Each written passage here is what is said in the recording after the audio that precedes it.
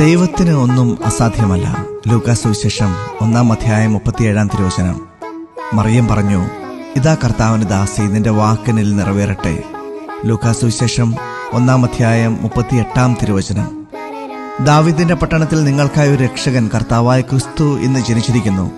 Lucas സുവിശേഷം 2:11 ഈ 3 വാക്യങ്ങൾ ചേർത്തുവെച്ച് വായിക്കുമ്പോൾ ഒരാശയം തെളിഞ്ഞു വരുന്നു.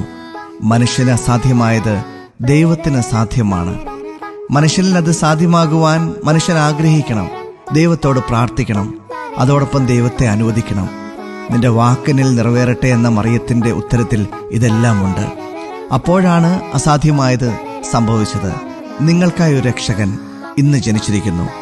വിശ്വസിക്കുകയും ആഗ്രഹിക്കുകയും പ്രാർത്ഥിക്കുകയും കാത്തിരിക്കുകയും ചെയ്തവർ കണ്ട മനുഷ്യർക്ക് അസാധ്യമായ അത്ഭുതമാണ് രക്ഷകന്റെ ജനനം. ആമേൻ.